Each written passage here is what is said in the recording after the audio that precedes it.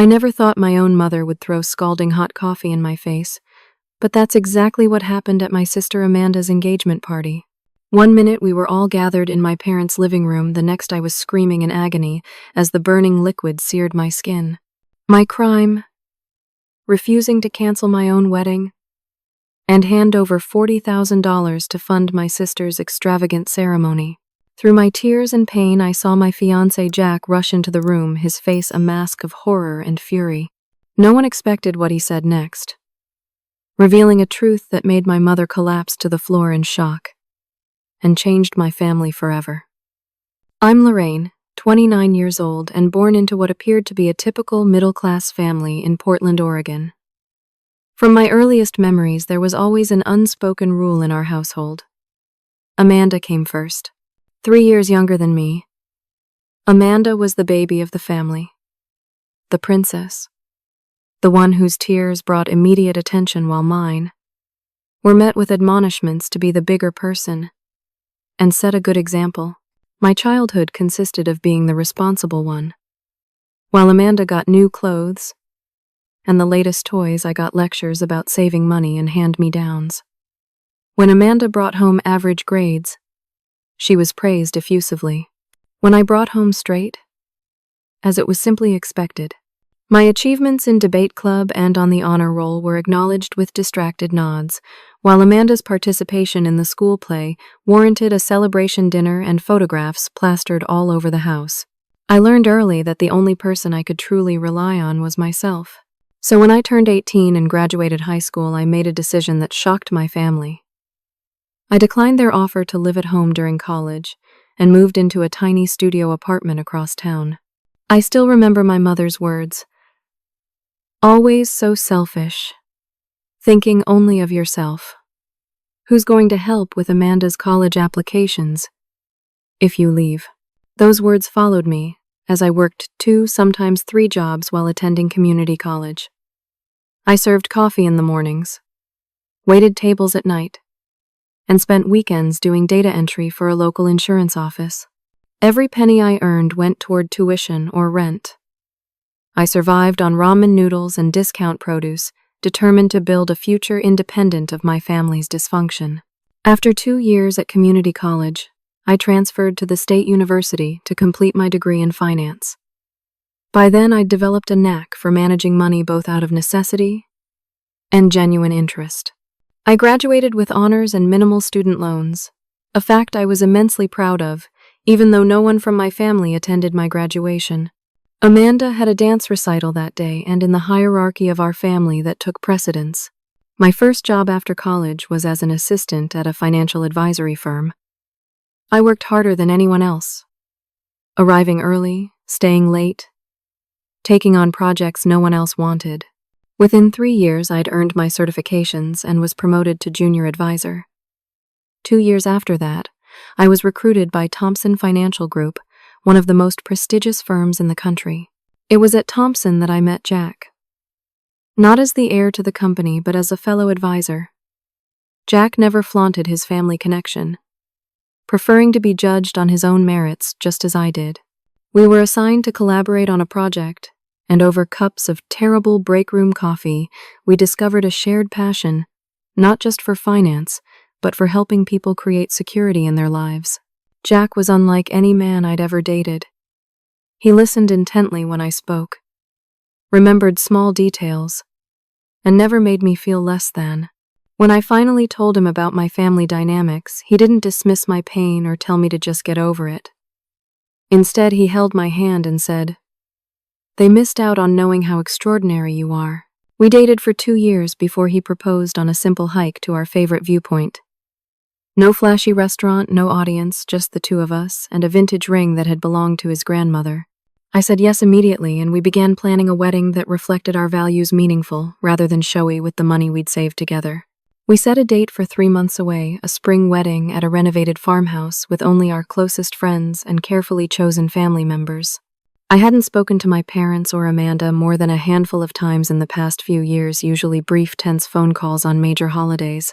So when my phone rang and I saw my mother's number, I almost didn't answer. Something made me pick up, though, and her unusually warm voice caught me off guard. Lorraine, darling, we have such wonderful news. Your sister is engaged. Tyler proposed last weekend, and we're having an engagement party this Saturday. You simply must come and bring that fiancé of yours. It's been far too long since we've had the whole family together. I felt the familiar tightness in my chest that always accompanied conversations with my mother. That's great news for Amanda. I'm happy for her. But Saturday is short notice, and Jack and I have plans. Surely you can change them. This is your sister's engagement, Lorraine. Family comes first. The irony of her statement wasn't lost on me, but I took a deep breath. Maybe this was an opportunity to heal old wounds before my own wedding. Let me talk to Jack and get back to you. Jack was supportive as always. If you want to go, we'll go. But I'll be right beside you the whole time. And we can leave whenever you want. On Saturday, we drove to my parents' house in Salem. Jack had an unexpected client emergency and would be joining me a bit later. Text me if you need backup before I get there, he said, kissing me goodbye. As I pulled into the driveway, I was surprised to see extensive renovations to the house. A new stone facade, landscaped gardens, and a circular driveway that hadn't been there before. My parents were solidly middle class. My father, a high school administrator, and my mother, a part-time receptionist at a dental office. These improvements would have cost tens of thousands of dollars, money I knew they didn't have to spare. Standing on the porch, I smoothed down my simple blue dress and took a steadying breath before ringing the doorbell. The knot in my stomach tightened as I prepared to re-enter the family dynamic I'd worked so hard to escape. My mother opened the door, her smile tight, and eyes evaluating me instantly. She wore an expensive-looking gold dress I'd never seen before, her hair and makeup professionally done. Lorraine, you made it, she said, her tone suggesting she'd half expected me not to show. Where's your fiancé? Jack had a work emergency. He'll be here soon, I replied, stepping inside. The house looks different. You've done a lot of renovations, she waved dismissively. Just a few updates. Nothing extravagant. Her eyes narrowed slightly. You look simple. I suppose that blue dress is nice enough for every day. But this is a special occasion. Before I could respond, she was already walking away. Everyone's in the backyard. Amanda is absolutely glowing. I followed her through the house, noting more upgrades. New hardwood floors, designer furniture, a completely remodeled kitchen with top-of-the-line appliances. None of this aligned with my parents' income or previous spending habits. The backyard had been transformed into something from a luxury wedding magazine. White tents with crystal chandeliers, elaborate floral arrangements on every table. A string quartet playing softly in the corner, and at least 50 guests mingling with champagne flutes in hand.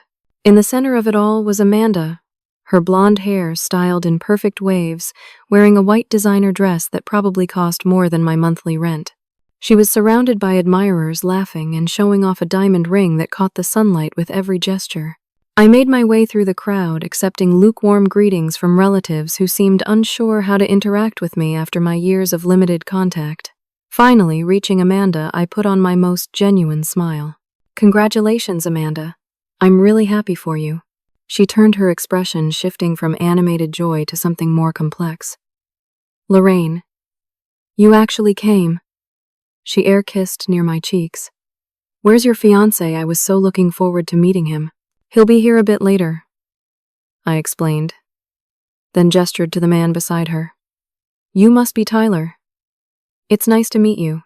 Tyler was tall, with carefully styled brown hair and an uncomfortable smile. He shook my hand weakly, his eyes darting away from mine almost immediately. Yeah. Nice to meet you too, Amanda's told me. Well, some things about you. Amanda laughed too loudly. Only the good stuff, promised Tyler, baby. I need another drink. Be a dear.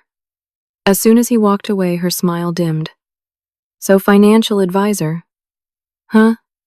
Making good money at that fancy firm of yours. I'm doing well, I said simply. Congratulations again on your engagement. How did you two meet? At a charity gala. Tyler's family owns Harrison Properties, you know. She stressed the name as if I should be impressed. They develop luxury condominiums all along the West Coast. We're thinking of having the wedding in Hawaii. Mom and Dad are being so supportive. Dad's even talking about walking me down the beach instead of a traditional aisle. I spotted our father across the lawn drinking what appeared to be whiskey and engaging in forced conversation with an elderly couple. He'd aged since I'd seen him last, more gray and his hair deeper lines around his eyes. That sounds beautiful, I said, genuinely wanting to be supportive, despite Amanda's obvious attempt to flaunt her wedding plans. Have you set a date? 6 months from now. Not much time to plan, but when you know what you want. She trailed off, examining my engagement ring with a slight smirk. That's quaint. Vintage, right? Tyler designed mine himself. She thrust her hand forward again, the massive diamond nearly blinding in the sunlight. 5 carats cushion-cut platinum band with diamond pavé. It's beautiful, I said honestly. Jack's grandmother's ring means a lot to both of us. Our wedding's in 3 months, actually. Just something small with close friends. Amanda's eyes widened slightly. 3 months. That's so rushed. Is there a reason for the hurry? Her implication was clear. No reason, except that's what works for us, I replied evenly. I should say hello to Dad. Throughout dinner, served by uniformed waitstaff on china, I didn't recognize. I noticed my mother and sister having intense whispered conversations, occasionally glancing in my direction. My father drank steadily, becoming more withdrawn as the evening progressed. Every time I tried to engage him in conversation, my mother interrupted or pulled him away. When the dessert plates were cleared, Amanda clinked her glass for attention. Thank you all so much for coming to celebrate with us. Tyler and I are so blessed to have such loving family and friends supporting us. She beamed at the crowd. We're planning our dream wedding in Maui. A 4-day celebration that will be absolutely magical. It's going to cost around $50,000, but as Dad always says, his little girl deserves the best. My father raised his glass mechanically, his smile not reaching his eyes. The guests applauded, and I joined in politely, though something about the situation felt increasingly off. After Amanda's announcement, I excused myself to use the restroom. Taking a wrong turn in the unfamiliar remodeled house, I found myself in my father's home office. As I turned to leave, a stack of papers on his desk caught my eye: wedding vendor contracts with the Harrison Hotel's logo at the top. Unable to help myself, I glanced at the figures, gasping softly at what I saw. The total wasn't $50,000 as Amanda had claimed publicly, but $90,000. And my father's signature was on every page, along with highlighted late payment warnings. I quickly left the office, my mind racing.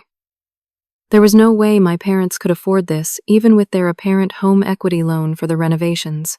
Something wasn't adding up, and I had a sinking feeling I was about to find out what it was. I found myself alone in the kitchen, trying to process what I'd discovered when my mother entered carrying a tray of empty glasses. There you are, Lorraine. Making yourself scarce as usual. She set down the tray and turned to face me, arms crossed. So this fiancé of yours, Jack, is it? What exactly does he do at that fancy financial firm? He's an advisor like me, I replied cautiously. Amanda mentioned he comes from money. The Thompson family. Right. As in Thompson Financial Group. Her tone was casual, but her eyes were calculating. Jack works hard for his position, just like I do, I said deliberately, not confirming her assumption about his family. I'm sure he does. She stepped closer. It must be nice having such security. Such resources.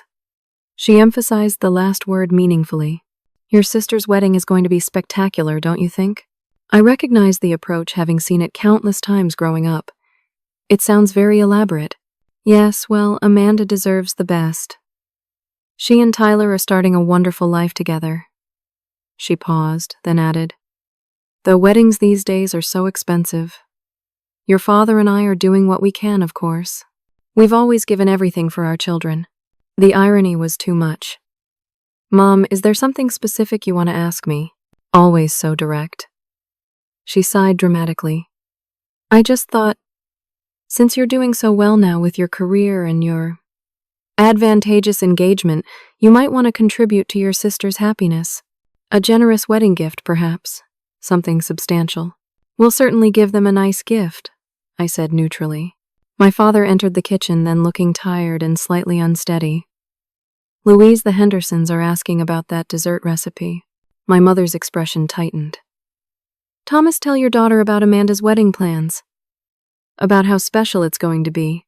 He glanced between us, clearly uncomfortable. It's going to be quite something. Amanda's very excited. And expensive, my mother added pointedly. We're extending ourselves considerably to give her the wedding she deserves. I decided to be direct. How much are you hoping I'll contribute? My mother's eyes lit up at my question. Well, considering how well you're doing and the connections your fiancé has, we thought perhaps 40,000 would be appropriate.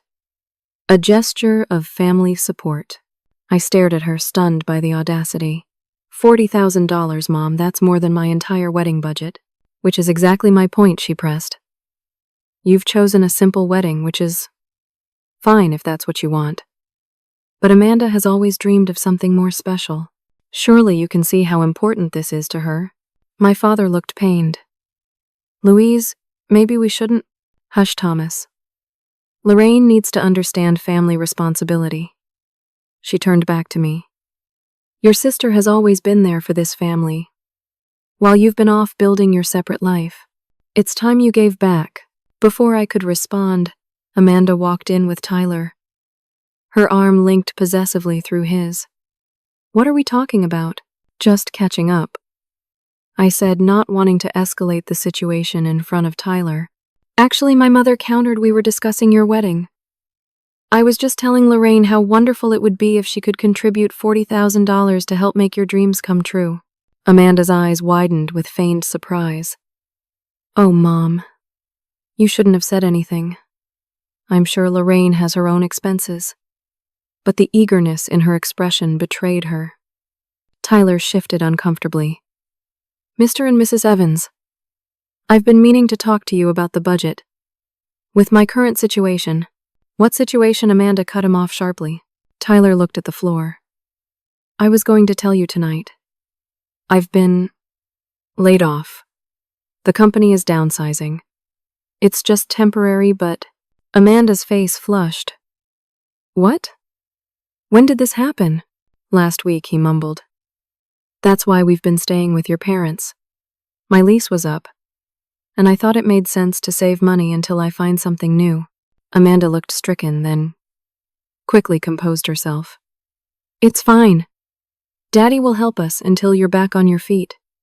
And Lorraine can contribute to the wedding. Right, Lorraine? You've always had money saved. I'm sorry about your job, Tyler. I said sincerely. That must be stressful. But Amanda, Jack, and I are saving for our own wedding and future. We can't contribute $40,000 to yours. Can't or won't, my mother snapped. You've always been selfish, Lorraine. Always thinking only of yourself. That's not fair, I replied, keeping my voice level. I've worked hard for everything I have. And I've offered to help you and Dad in the past, but you always refused. Because you offered on your terms, my mother countered. Always with conditions and judgments. You mean like suggesting Dad see a financial advisor when he mentioned having credit card debt 3 years ago? That wasn't a condition, it was trying to help. We don't need your kind of help, Amanda interjected. You've never supported me. Never cared about what matters to me. Even now, when I'm planning the most important day of my life, you can't be happy for me without making it about you. I am happy for you, I insisted. But asking me to give you $40,000 isn't reasonable. It's reasonable if you have it, my mother argued. And with your job and your fiancé's family, we know you do. The tension in the room was unbearable. My father had moved to the counter, pouring himself another drink and avoiding everyone's eyes. Dad, I said gently, can we talk about what's really going on here? I saw the wedding contracts in your office. $90,000, not 50. How are you planning to pay for this? My father's hand trembled, sloshing whiskey onto the counter. It's under control, Lorraine. Is it because those vendor documents had late payment warnings? Amanda gasped. You were snooping through Dad's private papers. How dare you? I wasn't snooping. I got turned around looking for the bathroom and saw them on his desk. I defended myself. Dad, please talk to me. Are you in financial trouble? My father's shoulders slumped. He turned to face us, his expression defeated. Yes, he admitted quietly. We're in trouble. Thomas, my mother exclaimed. Don't. No, Louise. It's time for honesty. He took a shaky breath. We've mortgaged the house to the limit for the renovations. The credit cards are maxed out. Between Amanda's condo down payment last year, her car, and now these wedding plans. He trailed off, looking older than his 58 years. We're facing bankruptcy if something doesn't change. The kitchen fell silent. Amanda stared at our father in horror, while my mother's face flushed with anger. Tyler looked like he wanted to disappear, and I felt a complex mix of emotions: vindication that my suspicions were correct, anger at the irresponsibility, and genuine concern for my father's well-being. Dad, I said softly, why didn't you tell me sooner? I could have helped you work out a financial plan before things got this bad. Your father doesn't need your charity, my mother snapped. He needs your contribution to your sister's wedding. $40,000 would solve our immediate problems. And then what I asked. The cycle continues. This isn't sustainable, Mom. Amanda began to cry, tears streaking her perfect makeup. So you're just going to ruin my wedding? My one special day. You've always been jealous of me, Lorraine. Always resented that Mom and Dad love me more. Her words struck like a physical blow, not because they were true, but because they revealed how she truly saw our family dynamic. Amanda, that's not what this is about, I tried to explain. I want you to have a beautiful wedding, but not at the cost of our parents' financial security. You just don't want me to have what you can't, she accused. You and your pathetic little wedding. Jack probably couldn't afford anything better. Could he? Not everyone marries for money, Lorraine. That's enough, I said firmly. You don't know anything about my relationship with Jack. I know you've always used people to get ahead, she continued viciously. And now you won't even help your own family when we need you. I looked at each of their faces. Amanda's tearful anger, my mother's calculated fury, my father's broken resignation, and Tyler's uncomfortable confusion. In that moment, I realized nothing had changed since I left home. The same toxic patterns were playing out, just with higher financial stakes. I'm going to step outside for some air, I said, needing to escape the kitchen before I said something I'd regret. We can continue this conversation when everyone's calmer. As I walked away, I heard my mother hiss to my father. This is your fault for telling her. Now what are we going to do? I stepped onto the back porch, the evening air cool against my flushed face, wondering how something as supposedly joyful as an engagement party had devolved so quickly into emotional blackmail and financial crisis. After taking 15 minutes to collect myself on the porch, I texted Jack. Things are tense. Hope you can get here soon. He responded immediately. Just finishing up. On my way. Hang in there.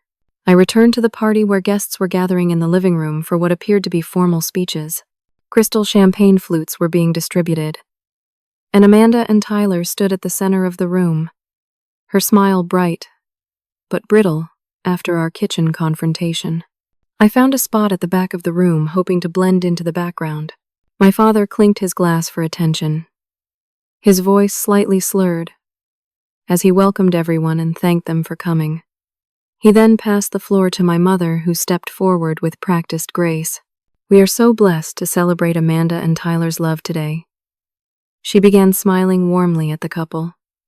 As many of you know, Amanda has always been our precious girl, bringing such joy into our lives. Tyler, we welcome you to our family with open arms and hearts. She continued detailing Amanda's accomplishments and virtues while I stood silently unsurprised by the disparity in how she spoke about her daughters. This was nothing new. Amanda and Tyler are planning the wedding of their dreams in beautiful Maui. My mother announced to appreciative murmurs from the guests. A 4-day celebration that will truly reflect their love story. And speaking of family support, her eyes found me in the crowd. Her smile, never wavering. I believe Lorraine has a special announcement to make about how she'll be contributing to her sister's happiness. All eyes turned to me. The room fell silent, expectation hanging in the air. I felt a flush of embarrassment and anger at being put on the spot, but I kept my expression neutral as I stepped forward. I'm very happy for Amanda and Tyler, I said carefully, and I wish them every happiness in their life together. I paused and my mother interjected impatiently. And about your contribution to their wedding. The tension in the room was palpable. Relatives shifted uncomfortably, sensing the undercurrent of conflict. I took a deep breath. As I explained in private, Jack and I have our own wedding in 3 months. While we'll certainly give a nice gift, we won't be able to contribute $40,000 to Amanda's wedding. My mother's smile froze, her eyes hardening. Perhaps you didn't understand me earlier, Lorraine. Your sister needs your support. Your father and I have always given everything for both our daughters, and now it's time for you to give back. Mom, I said quietly, this isn't the time or place for this discussion. It's exactly the time, she countered, her voice rising. In front of all our family and friends who love Amanda, who want to see her happy. Amanda stepped forward, tears welling in her eyes again. Lorraine, please. This wedding means everything to me. You have the money. You and Jack could easily postpone your wedding. What's another few months if it means I can have my dream? I felt a surge of disbelief at her selfishness, but kept my voice steady. I'm sorry, Amanda. That's not something we're willing to do.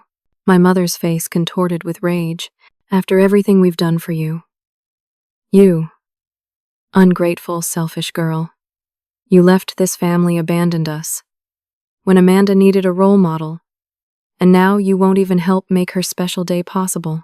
I didn't abandon anyone, I defended myself. I built my own life, and I've offered to help with family finances before. Dad, tell her. My father looked away, saying nothing. His silence, a betrayal that stung more than my mother's words. See, my mother pressed. Even your father knows how selfish you're being. Cancel your wedding and give Amanda the money she deserves. It's the least you can do after years of thinking only about yourself. The room had gone completely silent, guests, frozen in horrified fascination at the family drama unfolding before them. Tyler looked like he wanted the floor to open and swallow him whole. I will not cancel my wedding, I stated firmly. I'm sorry if that disappoints you, but Jack and I have been planning this for months. I love my sister and want her to be happy, but not at the expense of my own future. My mother stepped closer, her voice dropping to a venomous whisper that nonetheless carried in the silent room. You've always been cold. Always thought you were better than us. If you walk away now, don't bother coming back. You won't be welcome in this family. The threat was one I'd heard variations of before each time I'd set a boundary or made a choice she disagreed with. This time, something in me refused to bend. If family means emotional blackmail and financial irresponsibility, maybe that's for the best, I replied steadily. What happened next seemed to unfold in slow motion. My mother's face transformed with fury. She grabbed a coffee cup from a nearby side table, lunged forward, and threw the contents directly into my face. The hot liquid hit my skin like fire. I screamed in pain, hands flying up instinctively as the coffee soaked my hair, face, and the front of my dress. The burn was immediate and intense, bringing tears to my eyes as I gasped for breath. Through the shock and pain, I heard the front door open and close. Then Jack's voice, sharp with alarm. Lorraine? He was instantly at my sidearm, around my shoulders, examining my reddening face with concern. What happened? Who did this? Before I could answer, he looked up and saw my mother standing there. the empty coffee cup still in her hand, her expression, a mix of rage and dawning horror at what she'd done. You, Jack's voice was ice. You threw hot coffee at your own daughter. The room remained in shocked silence. Amanda stood with her hands over her mouth while my father seemed frozen in place. Tyler had backed away from the scene, distancing himself from the family dysfunction on display. Jack helped me to a nearby chair, his handkerchief gently dabbing at my face. Are you okay? How bad is the burn? It hurts, I whispered, but I'll be all right. He turned to address the room, his normally gentle demeanor replaced by cold fury. Would someone please explain why Lorraine's mother thought it appropriate to assault her with hot coffee? My mother recovered first, her chin lifting defensively. You don't understand our family situation. Lorraine has refused to help her sister when she has the means to do so. When you clearly have the means to do so, Jack's eyebrows rose. And that justifies physical assault. Interesting perspective, Mrs. Evans. Don't judge what you don't understand, my mother snapped. Lorraine has always been difficult, always putting herself first. Now she won't even postpone your little wedding to help her sister have the celebration she deserves. Jack looked around the room, taking in the expensive renovations, the catered engagement party, and the uncomfortable faces of the guests. Then he looked at me, a silent question in his eyes. I nodded slightly, giving him permission to speak the truth I'd kept hidden. Mrs. Evans, Jack said clearly, addressing not just my mother, but the entire room. There seems to be a fundamental misunderstanding here. I'm not just a financial advisor at Thompson Financial Group. I'm Jack Thompson. My grandfather founded the company, and my father runs it now. I will take over as CEO when he retires next year. A collective gasp rippled through the room. My mother's face went pale, her eyes widening. And Lorraine, Jack continued, is not just my fiancé. She's one of our most talented senior executives, a position she earned through her exceptional abilities long before we began dating. She was hired and promoted based solely on her merit, as anyone in our industry would confirm. He turned his attention directly to my mother and Amanda. Lorraine has never mentioned her success to you because she wanted to be valued for who she is, not what she earns, or who she's connected to. A courtesy I now see that was entirely one-sided in this family. My mother's face had drained of all color. She swayed slightly, reaching for the back of a chair to steady herself. You're the Jack Thompson, she stammered. And Lorraine is a senior executive. Yes, Jack confirmed. And while we could easily afford to contribute to Amanda's wedding, the fact that you would demand it then physically assault Lorraine for refusing tells me everything I need to know about why she's kept her distance from this family. My mother took a stumbling step backward, then another. Her eyes rolled back, and before anyone could react, she collapsed to the floor in a dead faint. Chaos erupted. My father rushed to my mother's side, guests murmured in shock, and Amanda stood paralyzed, staring at Jack and me, as if seeing us for the first time. Tyler knelt beside my mother, checking her pulse with surprising competence. She's just fainted, he announced. Her pulse is steady. Jack was still focused on me, examining the reddened skin on my face and neck. We need to get some cold water on these burns. They don't look severe enough for the emergency room, but we should treat them right away. He guided me toward the kitchen, away from the commotion in the living room. Once there, he wet a clean kitchen towel with cold water and gently pressed it against my skin. I'm so sorry, he said quietly. I should have been here sooner. It's not your fault, I assured him, wincing as the cold cloth touched the sensitive areas. You couldn't have predicted this. Maybe not. But I know how much stress these family interactions cause you. He shook his head. I never imagined it would escalate to physical violence. Neither did I admitted. Though maybe I should have seen it coming. The control has always been there, just not so literal. In the living room, we could hear my mother regaining consciousness, her confused questions followed by my father's murmured responses. Footsteps approached the kitchen, and my father appeared in the doorway, looking shaken and older than I'd ever seen him. "Lorraine," he began hesitantly. I don't know what to say. Your mother shouldn't have done that. Are you all right?" "I'll be fine," I replied, the cold compress already easing the worst of the burning sensation. The coffee had cooled a bit before it hit me. My father turned to Jack, extending his hand awkwardly. "Mr. Thompson, I apologize for the reception you've received. I had no idea." Jack accepted the handshake, but his expression remained cool. "With all due respect, Mr. Evans, the issue isn't who I am or what position Lorraine holds. It's how she's been treated by her family regardless of her success." My father's shoulders slumped. "You're right, of course. I've made many mistakes." He looked at me directly for perhaps the first time that evening. "Lorraine, there are things you don't know. Financial problems that started years ago." "I gathered that from what you said earlier," I replied. "But I don't understand how it got this bad, Dad." "You've always been careful with money."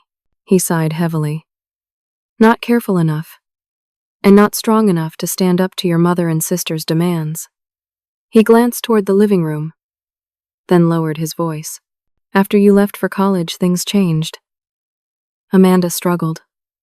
Her grades weren't good enough for scholarships, so we took out parent loans for her education. Then she wanted an apartment off campus because she didn't like her roommates. Then a car, then help with credit card debt. He ran a hand through his thinning hair. Each time I told myself it was temporary, that she'd get on her feet soon. But there was always another crisis, another need. Your mother insisted we couldn't say no, that it would crush Amanda's spirit. So you kept giving. I finished for him, until there was nothing left to give. Worse than nothing, he admitted. We're $200,000 in debt, not counting the mortgage. The house renovations were your mother's idea to keep up appearances for Amanda's engagement. She was convinced Tyler's family would judge us if our home wasn't up to their standards. I felt a complex mix of emotions: sympathy for my father's predicament, anger at his weakness, and sadness for the years of financial stress that could have been avoided. Jack spoke up. "Mr. Evans' financial problems can happen to anyone, but using them to pressure Lorraine, especially in such a public and hostile way, isn't acceptable." "I know," my father said quietly. "I should have stopped it. Should have been honest long ago." The sound of heels clicking on hardwood announced my mother's approach. She appeared in the doorway, supported by Amanda, her face still pale, but her composure somewhat restored. Her eyes darted between Jack and me, calculation replacing her earlier rage. "Jack, Mr. Thompson, I must apologize for my emotional reaction. I was upset and not thinking clearly." "You threw hot coffee in my face, Mom," I said flatly. "That's not an emotional reaction. That's assault." Amanda stepped forward. "Lorraine, Mom said she's sorry. Can't you just accept that and move on? This is still my engagement party after all." Jack's arm tightened protectively around my shoulders. "Amanda, with all due respect, your mother physically harmed your sister. That's not something to just move past for the sake of your party. This is a family matter," my mother insisted, her voice regaining its edge. "I'm sure we can resolve this privately." "Like you've resolved your financial problems?" I asked. "Dad told us about the $200,000 in debt." My mother shot my father a venomous look. "Thomas, how could you?" "It's time for honesty, Louise," he replied with surprising firmness. "No more secrets. No more pretending." The kitchen had become crowded, with Tyler hovering uncertainly in the background and a few bolder relatives lingering within earshot. Among them was my Aunt Sarah, my father's older sister, who had always been kind to me despite living across the country and rarely visiting. Honesty. Aunt Sarah stepped forward. "That would be refreshing, Louise. Maybe you could start by admitting how you've portrayed Lorraine to the rest of the family all these years." My mother's eyes narrowed. "I don't know what you're talking about." "Don't you?" Aunt Sarah challenged. "You've told everyone that Lorraine abandoned the family, that she refused to help financially when you asked, That she's been cold and distant despite your repeated attempts to include her. I stared at my aunt in shock. What? Is that true, Mom? I asked. Though I already knew the answer from the defensive set of her shoulders. I may have emphasized your absence, she admitted reluctantly. People kept asking about you, why you weren't at family gatherings. What was I supposed to say? That you thought you were too good for us. That wasn't it at all, I protested. I wasn't invited to most family gatherings. The few times I was treated like an outsider. Because you made yourself one, Amanda interjected. Always off doing your own thing, never wanting to be part of the family. Jack stepped in. From what I've observed tonight, can you blame her? Lorraine has built a successful life through incredible hard work and determination. Instead of being proud, you've tried to use that success to solve your own financial problems which you created by enabling Amanda's dependence. Tyler, who had been silent throughout this exchange, suddenly spoke up. He's right. I've been concerned about Amanda's spending since we started dating, but every time I brought it up, she assured me her parents would help. When I lost my job, I suggested postponing the wedding or scaling back, but she insisted everything would work out. Amanda whirled to face him. Tyler, how could you say that? In front of everyone. You're supposed to be on my side. I am on your side, he insisted. That's why I'm worried. Your parents can't afford this wedding, Amanda. We can't afford this wedding. I love you, but I'm starting to wonder if we're compatible when it comes to finances. The room fell silent at his confession. Amanda's face crumpled, tears spilling down her cheeks. You're embarrassing me. In front of everyone, she whispered. At my own engagement party, I think Jack said quietly but firmly that Lorraine and I should leave. This evening has been difficult for everyone, and Lorraine needs to properly treat these burns. Yes, I think that would be best, my father agreed, looking relieved at the suggestion. My mother, however, wasn't finished. Before you go, she said, her voice taking on a familiar, manipulative tone, perhaps, we could discuss how to move forward as a family. Now that we know about your position, Lorraine, I'm sure we can work something out for Amanda's wedding. I stared at her in disbelief. Even now, after everything that had happened, her focus remained on extracting money from me. Mom, do you hear yourself? You just assaulted me. And you're still asking for wedding money. I said I was sorry about that, she replied defensively. It was a momentary lapse. But family helps family, Lorraine. Surely you can see that Amanda deserves a beautiful wedding. Jack's patience visibly snapped. Mrs. Evans, I don't think you understand the severity of what's happened here. Lorraine has been physically and emotionally abused tonight. We're leaving now, and I strongly suggest you seek professional help for both your financial issues and your family dynamics.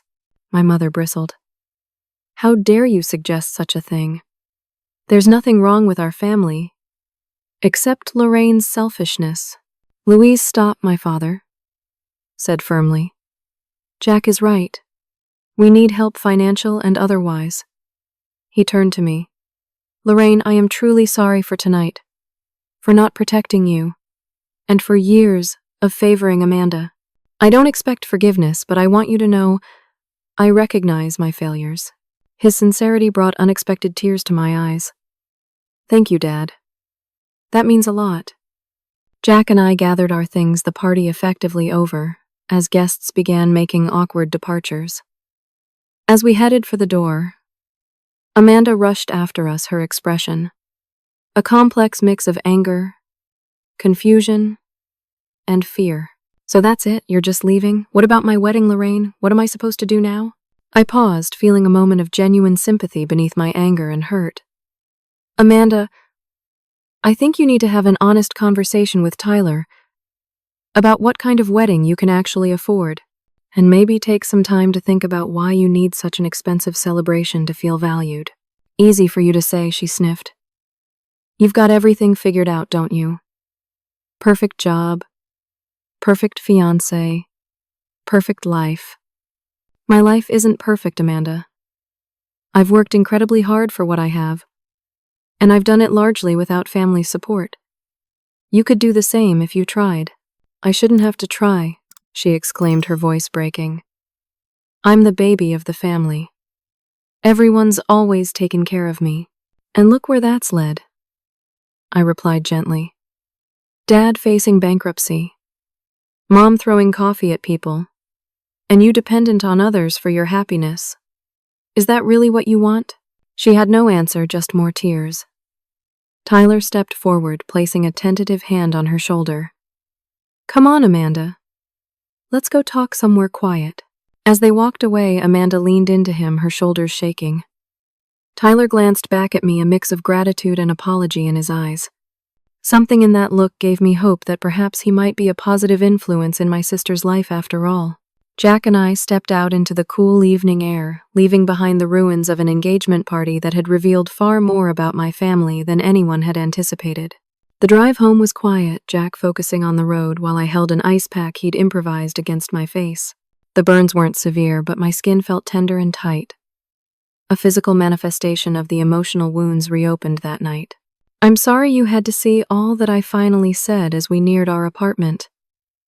I knew it would be uncomfortable, but I never imagined. Don't apologize, Jack interrupted gently. None of this is your fault, Lorraine. If anything, I'm sorry I didn't understand the full extent of what you've been dealing with all these years. I'm not sure I did either, I admitted. I knew about the favoritism, but not the financial chaos or the lies they've been telling the family about me. We arrived home, and Jack insisted on drawing me a cool bath with baking soda to soothe my skin. As I soaked trying to process the events of the evening, my phone buzzed repeatedly with messages. I ignored them until I was dressed in comfortable pajamas, curled on the couch beside Jack with a cup of chamomile tea. Do you want me to check those for you? Jack offered, nodding toward my still buzzing phone. Might as well, I sighed. It's not going to stop. He scrolled through the notifications, summarizing. Several from your mother, mostly justifying her actions and suggesting you call her to work things out. A few from your father that actually seem genuinely apologetic. One from your Aunt Sarah asking if you're okay and saying she'd like to talk when you're ready. And Amanda? Nothing from Amanda, he confirmed. But there is one from a number, not in your contacts. It's Tyler. Surprised, I took the phone and read Tyler's message. Lorraine, I'm sorry about tonight. You didn't deserve any of that. Amanda is upset now, but I think what you said made an impact. I've been trying to talk to her about finances for months. Can we meet sometime? I have questions about your father's situation and could use advice from someone who understands money. No pressure. Tyler. That's unexpected, Jack commented, reading over my shoulder. Yes, it is. I felt a small spark of hope that perhaps something positive might come from the disaster of the engagement party after all. I'll respond tomorrow when I've had time to think. Setting the phone aside, I leaned against Jack's shoulder. There's something I haven't told you about my family, I said quietly. Something I'm not proud of. He waited patiently for me to continue. When I first started at Thompson before we met, I did send money to my parents. Regularly. $500 every month for almost 2 years. Jack looked surprised. You never mentioned that, because I stopped when I realized what was happening with it. I sat up straighter, needing to get the full truth out. I sent it specifically for their retirement fund. My father would thank me, tell me they were setting it aside. But one day, Amanda posted photos of her spring break trip to Cabo on social media, tagging our parents and thanking them for the surprise gift. Let me guess, Jack said. The timing aligned with your contributions. Exactly. When I called my father to ask about it, he was evasive. Said they'd been saving for it for a long time. But I knew.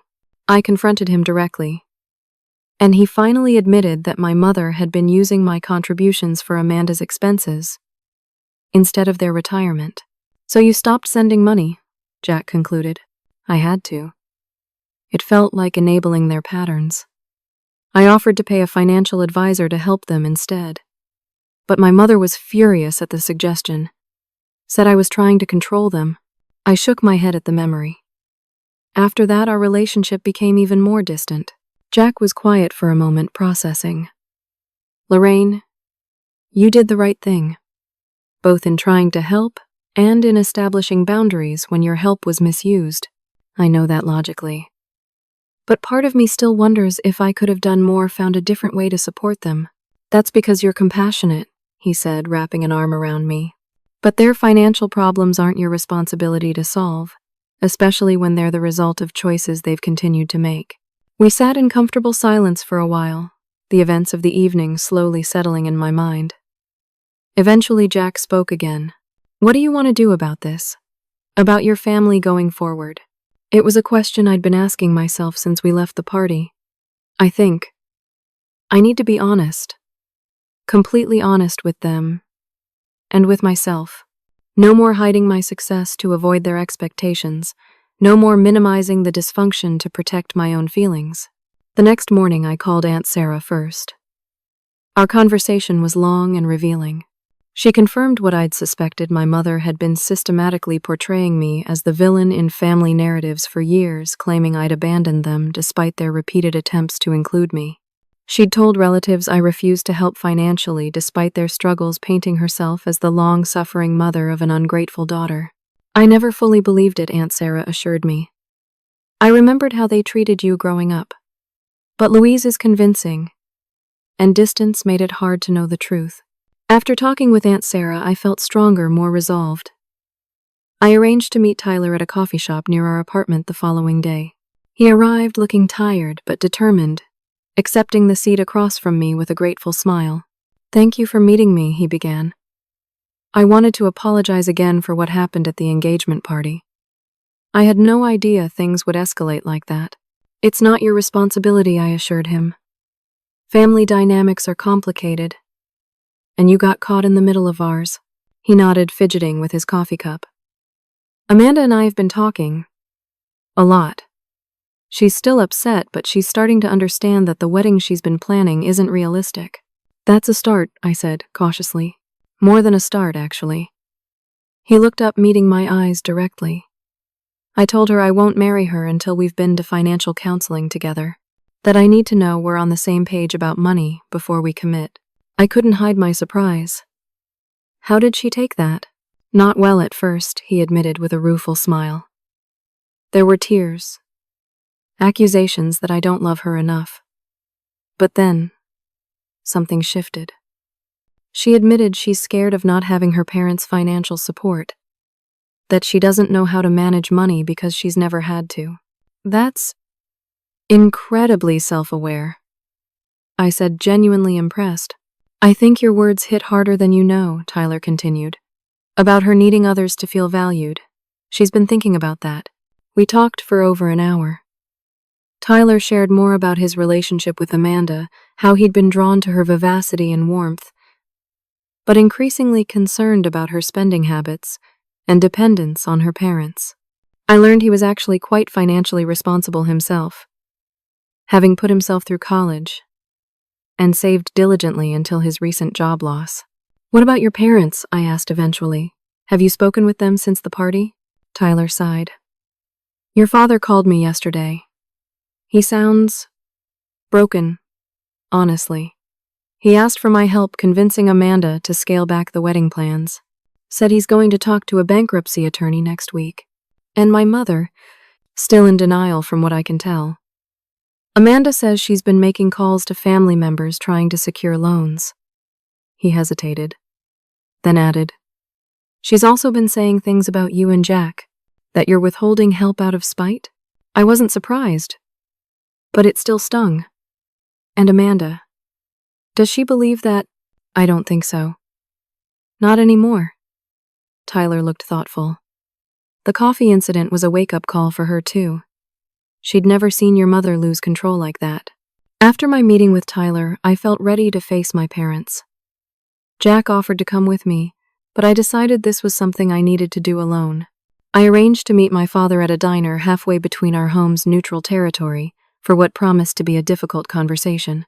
He was already there when I arrived, looking diminished somehow in the harsh fluorescent lighting. The bruising on my face had developed overnight, a visible reminder of my mother's actions that caused his eyes to widen in dismay. "Lorraine," he began, his voice thick with emotion. "I am so sorry." "I know, Dad," I said, sliding into the booth across from him. "I got your messages." "How bad is it?" he asked, gesturing toward my face. "It looks worse than it feels," I assured him. "The doctor said there won't be any permanent damage." He nodded, clearly relieved, but still ashamed. "I've failed you. Not just at the party, but for years. I should have protected you from your mother's favoritism. Should have been stronger." "Why weren't you?" I asked directly. It was a question I'd wanted to ask for years, and now seemed the time for complete honesty. He stared into his coffee cup. "Fear mostly. Your mother has always been forceful. When I stood up to her, especially about Amanda, the conflict was overwhelming. It was easier to give in." He looked up, meeting my eyes. "That's not an excuse. It's a weakness I'm only now finding the courage to address." "What's changed?" I asked. "Seeing what happened to you at the party. Watching Jack stand up for you the way I should have all these years." He took a shaky breath. "I've made an appointment with a therapist and a bankruptcy attorney. It's time to face reality." "What about Mom? Is she getting help too?" He shook his head sadly. "She refuses. Says there's nothing wrong with her, that everyone else is the problem. She's still talking about Amanda's wedding, as if nothing's changed." I pulled a folder from my bag and placed it on the table between us. "I've put together some financial resources, information about bankruptcy, protection, debt management, and a recommendation for a financial counselor who specializes in situations like yours." He accepted the folder, looking both grateful and ashamed. "Thank you. I don't deserve your help after everything." "It's not about deserving, Dad. I want you to be okay. But there need to be boundaries." I sat up straighter, delivering the decision I'd come to after much thought. "I won't be giving money directly to you or Mom, but I will pay for financial counseling if you commit to attending regularly." "That's more than fair," he agreed readily. "More than I expected." "There's something else," I continued. "I want you to be at my wedding, but Mom can only come if she agrees to therapy and makes a genuine apology, not just for the coffee incident, but for years of manipulation." He looked pained but nodded. "I understand. I don't know if she'll agree, but I'll try to talk to her." As our conversation continued, I showed him evidence of the money I'd sent years ago. The transfers that had supposedly gone toward their retirement, but had instead funded Amanda's expenses. He looked genuinely shocked. "I had no idea you sent so much," he admitted. "Your mother handled all the transfers. She told me it was just a small amount now and then." "She lied to you, Dad. And you let her, because it was easier than asking questions." He couldn't deny it. "Yes. That's exactly what happened." By the time we finished talking, something had shifted between us. Not forgiveness exactly, but understanding. A foundation of truth on which a new relationship might someday be built. When I got home, Jack was waiting with concern written across his features. "How did it go?" "Better than I expected," I told him, sinking onto the couch beside him. "He's taking steps to address both the financial issues and the dysfunctional patterns. It's a start." "And your mother?" "Still in denial. Still blaming me." I leaned against his shoulder. "But I've set my boundaries. The ball is in her court now." Later that evening, my phone rang with an unexpected call. It was Amanda. I answered cautiously, unsure what to expect. "Lorraine." Her voice sounded different. Smaller somehow. "Can we talk? I've been doing a lot of thinking since the party." And for the first time in our adult lives, my sister and I had an honest conversation. 3 months passed, bringing us to a cool spring day that dawned clear and bright, perfect for a wedding. Our wedding. Jack and I stood together in the sunlit courtyard of the renovated farmhouse we'd chosen, surrounded by friends and colleagues who had become like family to us over the years. The ceremony was everything we'd wanted. Simple, meaningful, focused on our commitment rather than extravagant displays. My dress was elegant but understated Jack handsome in his charcoal suit. We wrote our own vows, promising not just love and fidelity but partnership, respect, and the courage to always speak truth to one another. As we exchanged rings, I caught sight of my father sitting in the second row, his eyes brimming with tears.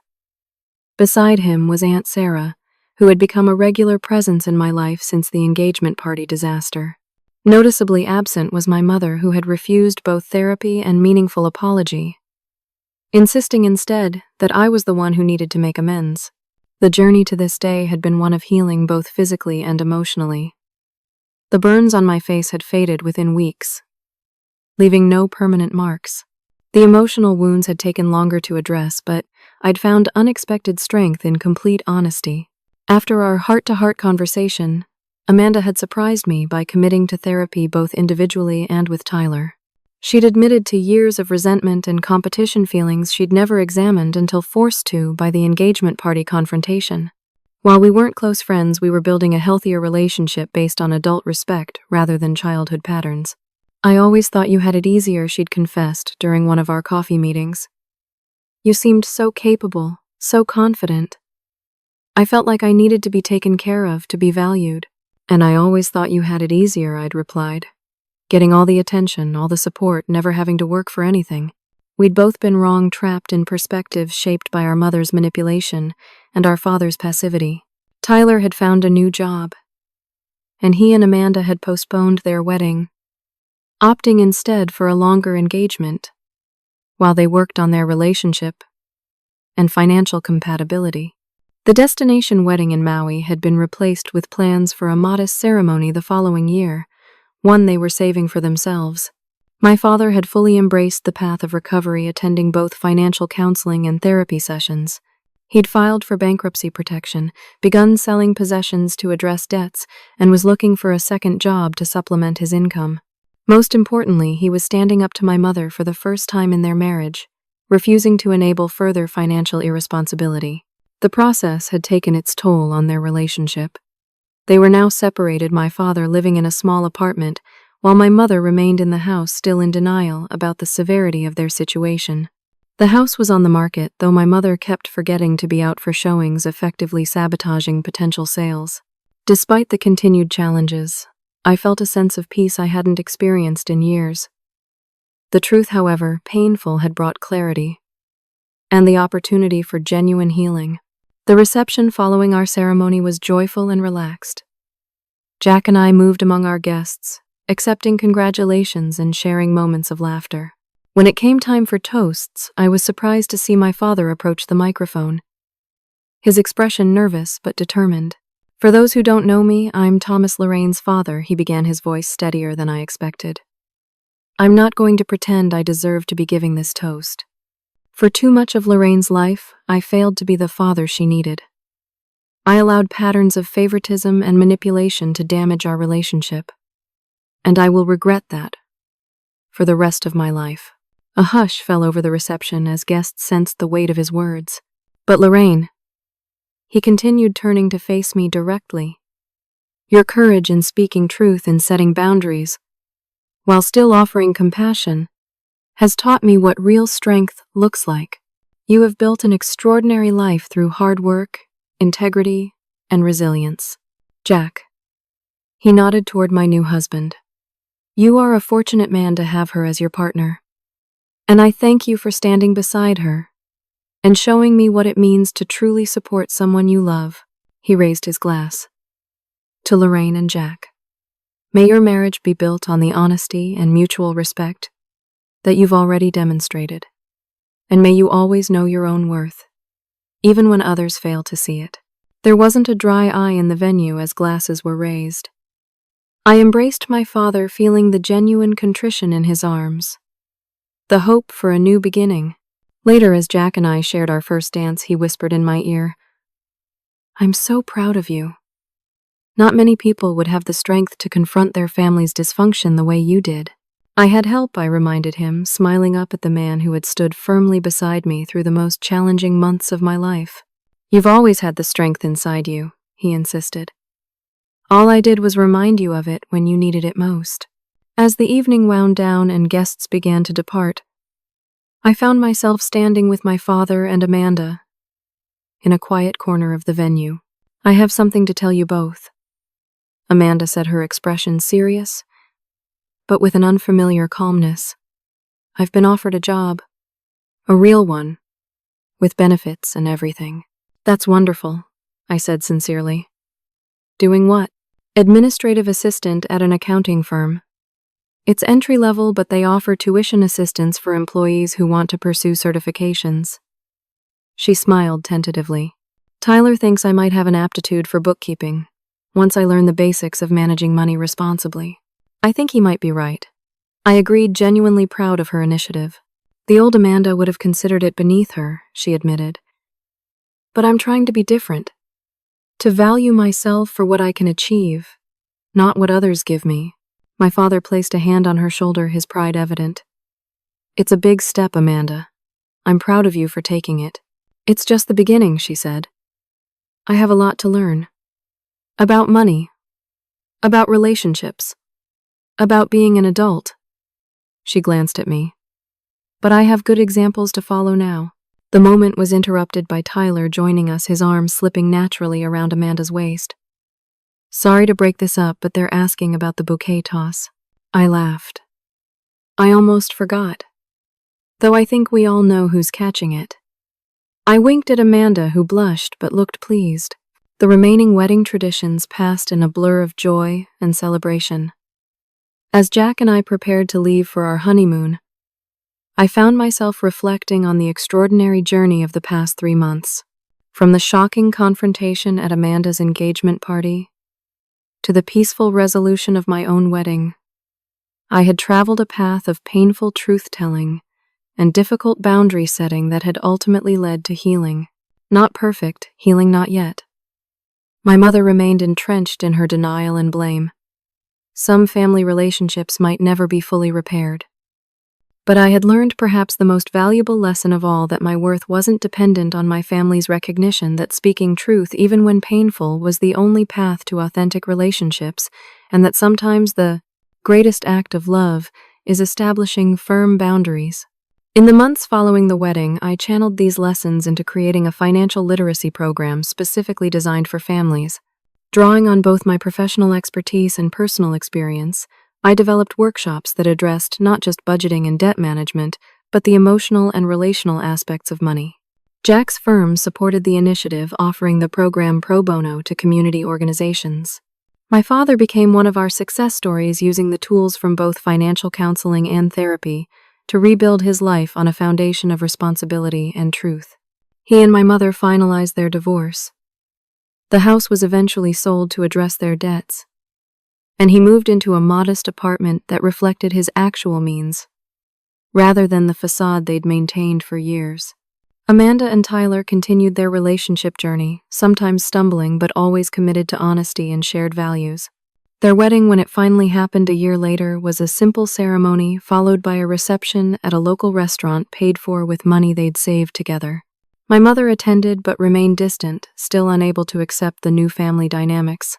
As for Jack and me, we built our marriage on the principles that had carried us through crisis: complete honesty, mutual respect, and the courage to face difficult truths together. When we welcomed our first child a year after our wedding, we committed to raising her with healthy financial values and the knowledge that her worth was inherent, not based on performance or comparison. Life isn't perfect. Relationships remain complicated. But in finding the courage to stand firm in the face of manipulation and abuse, I discovered a strength I hadn't known I possessed. In speaking truth, even when it hurt, I found the path to authentic connection. And in establishing boundaries with those who had hurt me, I created space for genuine healing. If you've ever struggled with family dysfunction, with being valued for what you provide rather than who you are, know that you're not alone. Your worth isn't determined by others' recognition of it. Your voice matters even when others try to silence it. And sometimes the most loving thing you can do for both yourself and others is to speak truth and set boundaries, even when it's painful. Have you ever had to stand up to family pressure or set difficult boundaries with loved ones? What helped you find the strength to do so? Share your experiences in the comments below, and let's support each other in building healthier relationships. If you found value in my story, please like this video, subscribe to the channel for more authentic conversations, and share with someone who might need to hear this message today. Thank you for listening to my journey, and remember, your truth is your power.